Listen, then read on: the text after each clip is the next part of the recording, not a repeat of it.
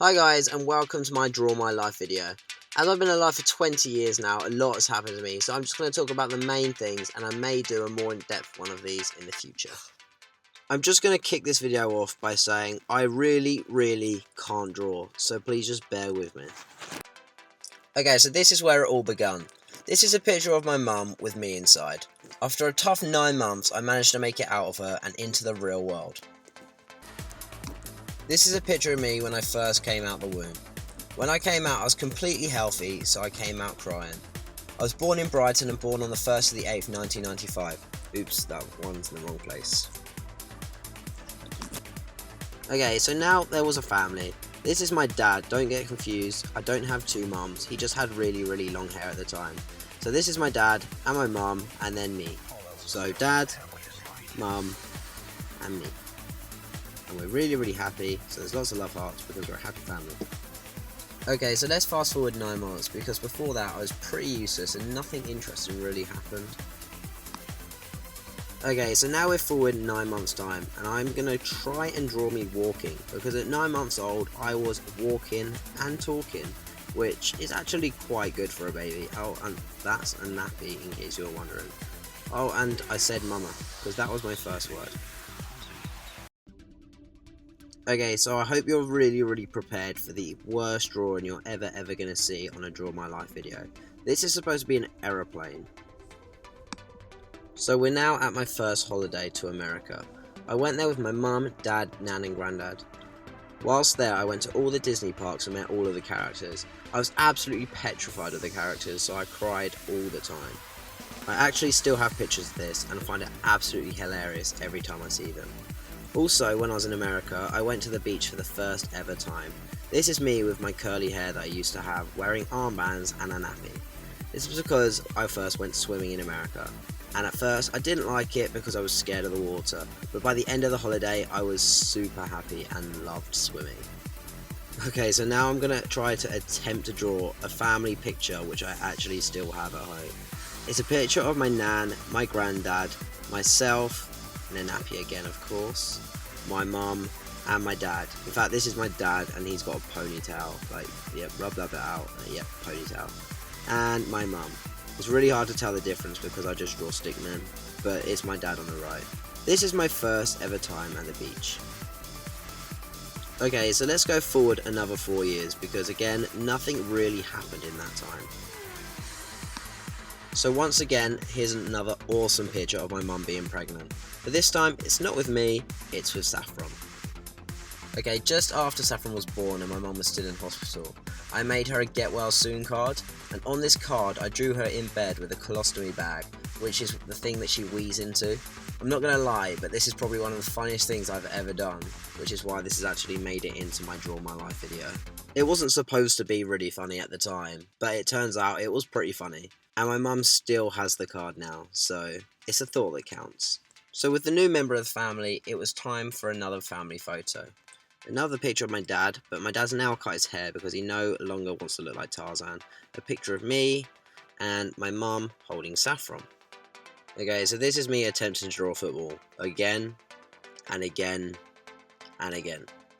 My dad grew up absolutely loving football and wanted me to get playing as soon as I could. So he took me to a training session when I was about 4 years old. It was a football drill related to the Teletubbies, which was a program I absolutely loved. But I absolutely hated the drill, so I cried and told my dad I never ever wanted to play football. He really was not happy about it, and he literally wouldn't talk to me until I gave it a second try. So after endless tears, I ended up giving it another try, and in my first season I ended up winning Player of the Season, which made me so super happy. These are going to be fireworks, so if you're wondering what they were fireworks. Oh, and what I haven't mentioned is ever since I was born, my mum and dad have always called me Casey Puff, which doesn't mean any of you ever need to call me Casey Puff. Okay, so we're now in 2002, and here's a picture of my dad and me with Saffron in her nappy, and she's sad because all she used to ever do was cry all the time. And my mum holding Jed, because now Jed is born. A week after Jed was born, we moved house. We moved house from somewhere in Brighton to somewhere else in Brighton, and have lived there ever since. Oh, and guess what? I started crying again because it meant I had to change from my old school to a new school. 2 weeks after joining my new school, I came home to my mum and I asked her a very, very interesting question. She asked me why I asked her that question, and then this was my response.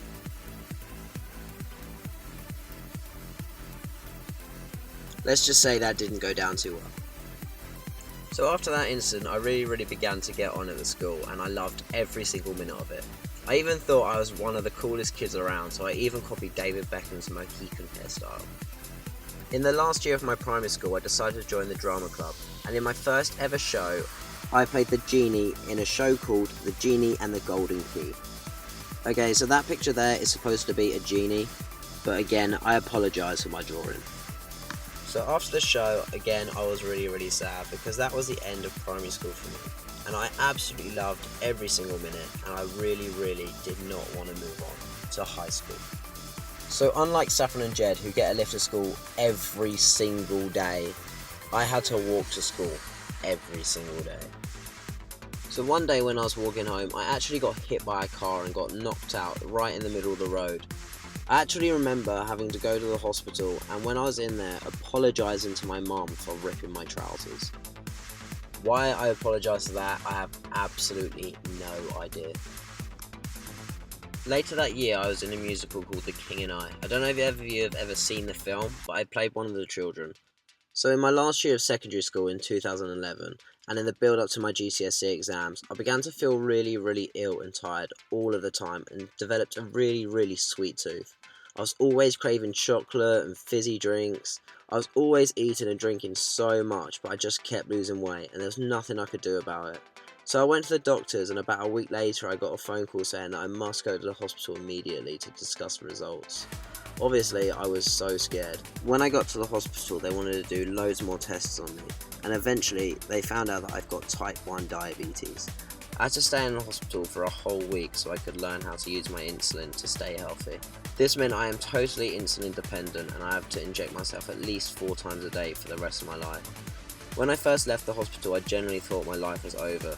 So here's a picture of my mum, my dad, me, my nan, granddad, Saffron and Jed.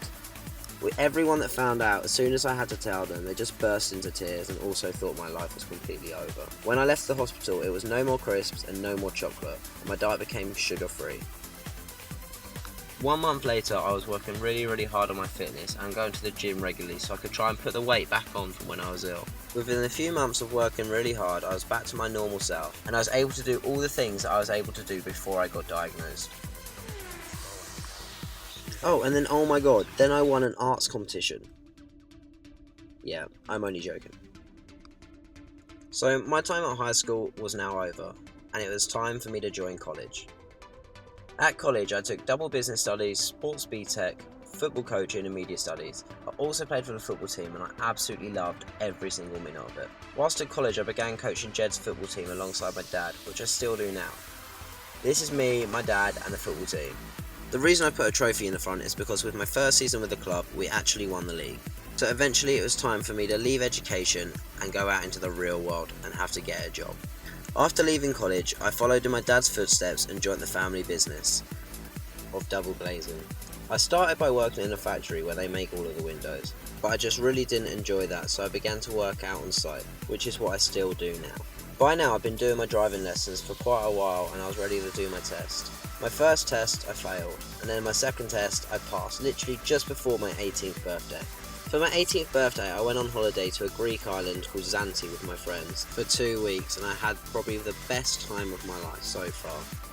So let's fast forward to the next best time of my life. Summer 2014. This is when I met Nicole. If you're wondering what's going on here, this is me drawing a Brazil flag with Nicole's face in the middle. In fact, no, she doesn't have hair, let's rub that out. In fact, she's my princess, so she's going to wear a tiara. After spending a whole month with Nicole every single day, she then had to move back to Brazil, which made me really sad. For the next 18 months, we lived on the other side of the world to each other, before Nicole eventually moved to the UK in December 2015. In August 2015, I got offered the most amazing opportunity to go and do some football coaching in the United States of America. I was working for Chicago Fire Soccer Club. It's the most amazing city I've ever lived in and one of the best experiences I've ever had. Once I got back from America, Saffron was already making YouTube videos. She got me involved in some of her YouTube videos and I absolutely loved it, which is where my YouTube channel came in. I was really nervous when I first made my YouTube channel because I didn't have a clue what anyone would think. But thanks to you guys, you've been so supportive and I've absolutely loved every single minute of it. Okay, so that's the end of my video. I really hope you enjoyed it. If you're new, please hit that big red subscribe button and hit the big thumbs up. If one day you want to see a more in-depth version of this, then let me know in the comments below. And I'll see you again next week. Bye bye. Oh great, I've just permanently marked my bloody whiteboard.